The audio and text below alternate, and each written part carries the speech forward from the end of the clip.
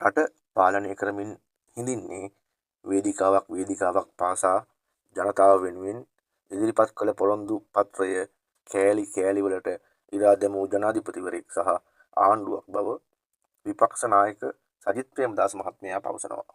2022 දී රට මුහුණ දුන් ජාතික ඛේදවාචකය වූ රට බංකොලොත් වීම ගැන කවුරුත් නොසිතූ අතර එදා පාලකයන් නිර්මාණය කළේ සුන්දර ලෝකයේ රටේ බහුතරයක් පාවෙමින් සිටි බවත්, එසේම 2028 දී රට මුහුණ දෙන අමාරුම කාලය එළඹෙන බවත් විපක්ෂ නායකවරයා සඳහන් කළා. එලෙස සිදුවන්නේ 2028 දී නැවත ණය ගෙවීමට සිදුවන බැවින් යයි ඔහු සඳහන් කළා. කිසිම දවසක රට අමාරුවේ දමා ජන ජීවිත කඩාවට්ටා ඉහළ තනතුරු වලට යන්නට තමා සූදානම් නැති බවයි සජිත් ප්‍රේමදාස මහත්මයා පැවසුවේ.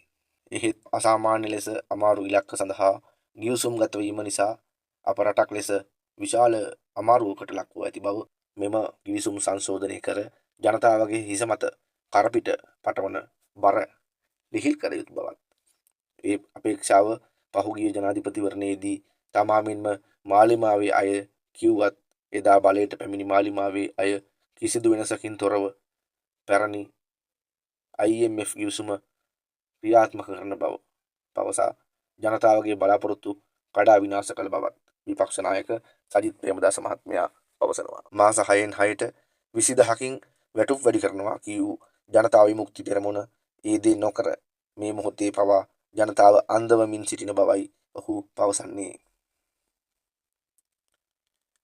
අප රටක් ලෙස බරපතල කොන්දේසි දෙකකට අත්සන් කර ඇති බවත්, එනම් ප්‍රාථමික ශේෂය ධන 2.3කට සීමා කරන්න සහ ප්‍රාථමික වියදම දළ දේශීය නිෂ්පදිතයේ ප්‍රතිශතයක් ලෙස 13% බවට පවත්වාගෙන යාමට ගිවිසුම් ගත වී ඇති බවත්, සරලව කියනවා නම් රජයට ජනතාව වෙනුවෙන් වැය කළ හැකි මුදල බරපතල ලෙස සීමා කර ඇති බවයි විපක්ෂ නායකවරයා පැවසුවේ.